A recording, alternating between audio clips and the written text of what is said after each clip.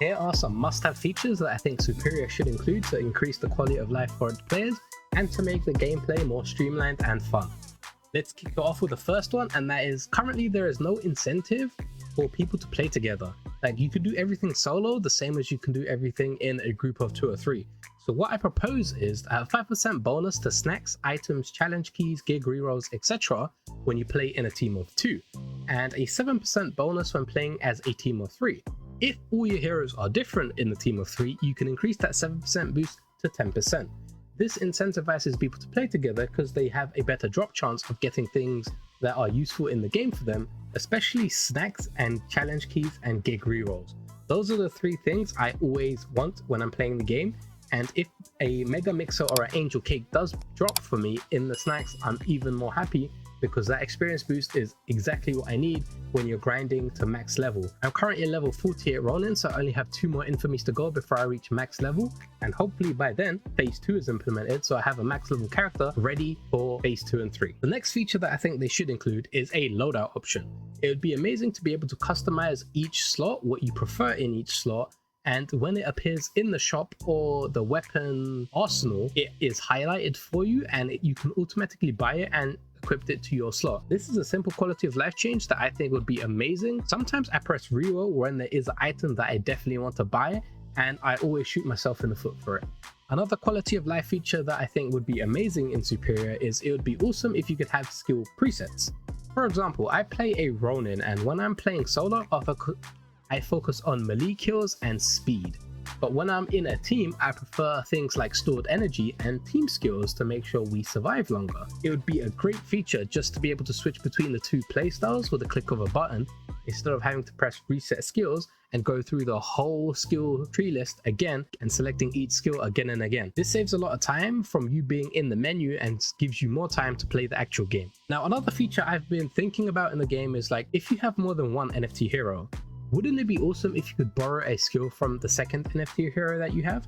Now, you can't borrow their signature skills. For example, if you have a Ronin character as your main and you borrow a Nomad skill, you won't be able to borrow its like auto aim features or its laser features.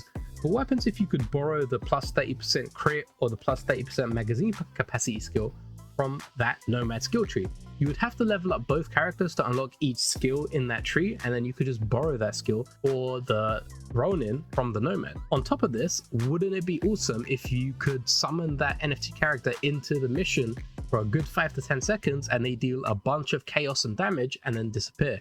If you've played anything like Tekken Tag Tournament or Marvel vs DC, I believe, they had the option where you select 2 characters, one your main character, which was the fighter, and the one that you'd use, and the second character would give you like a buff and an active buff when you summon him into the match. I think that would be awesome for Superior. This is mainly as a solo player, but as a team player, you could also add the gimmick where you could summon 2. It increased the skill or the feature that they do when they are summoned. Now, the next thing I want to talk about is the only current grind is leveling, and the challenge runs every week. As an NFT character, your max level is 50. Once you've hit that, there is no incentive to continue playing the game apart from doing the weekly challenge runs. I think there needs to be another grind that starts or that you can continue that can already start when you have an NFT character, but you need something else to keep you incentivized to play the game. Right now, the 2 incentives are the challenge runs and the max level character. But once you've done both, and sometimes the challenge runs can get a bit stale, because right now the challenge runs are the same top 15 to 20 people in the top rankings for the last several months. You need something else to keep the game fresh. And I propose something similar to either Warframe's mod system or Guild Wars 2's open world roaming system. Now, let me expand quickly on the first one, which is Warframe's mod system. For example, if you play the missions in Superior, every time you kill an enemy, they have a chance to drop a crafting component or a piece of that enemy. For example, you get a sticky exploder juice, you can get like a heartburn juice, you can get a heartburn component, you can get a scrap, like a rotten scrap component or a super scrap component or juice, and you use these components to craft mods that you can equip to your hero.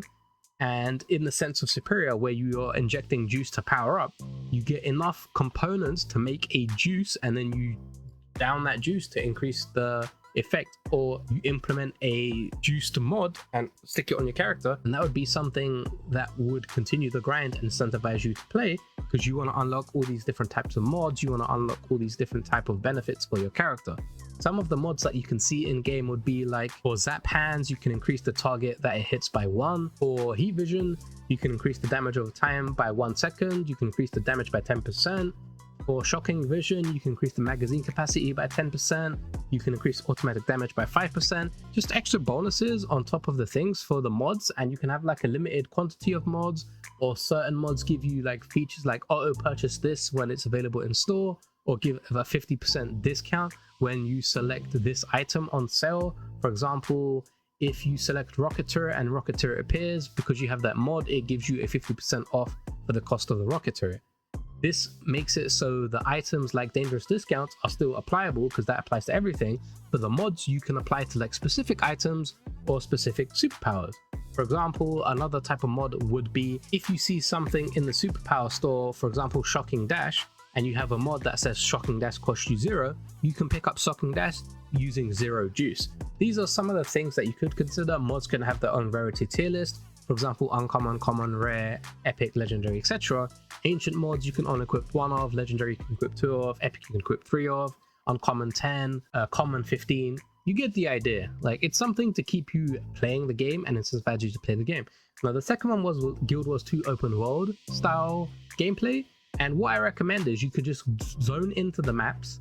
You can kill a bunch of enemies. It's like an endless type of mission where you can just keep killing a bunch of enemies. Once you've killed a certain threshold, a mini boss spawns, you kill the mini boss, you keep doing it, the boss spawns, you can spawn 2 to 3 bosses, you can spawn a weird wacky number of combos of enemies and bosses, and they drop items that you can use to power up your main character. You just need another grind on top of the level grind and the challenge run grind, because currently those are the only 2 that are keeping people playing the game, and the weekly challenge runs can be done within like 1 play session. So there's nothing incentivizing you to continue to play the game or to continue playing with other people. So those are some of the changes that I would recommend. Now the final thing that I would recommend for Superior, because it's going the full cosmetic route, like you earn cosmetics and features and like emotes and stuff, I would love if you could have upgradable cosmetics. You can use the previous feature that I mentioned, is like the components of like crafting. It doesn't have to be for mods, it can be for cosmetics as well. For example, you start off with a basic level 1 skin for a character, which is just like a plain cloth, and then using components you can level up that skin, and say a level 2 skin, instead of being like a plain cloth, you start seeing like stripes and features. Then once it gets to level 3, you can start seeing aura on the skin. Then when it gets to level 4, it has like wings.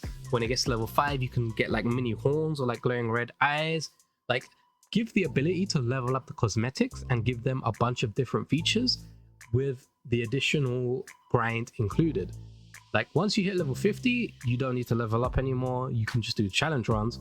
So with the previous feature that I mentioned, either like the modding system or the open world thing or the crafting component thing, make it so you can level up the cosmetics by playing the game more. You can also go the way where if you keep using the cosmetic, it levels up. Or you could do the thing that I mentioned before, where it's crafting components, you can level up the cosmetic like that. Have a thing to incentivize uniqueness and customizable cosmetic, because Superior has gone the cosmetic route. I think cosmetics should play a big role in the game. That's pretty much the suggestions I have right now for Superior.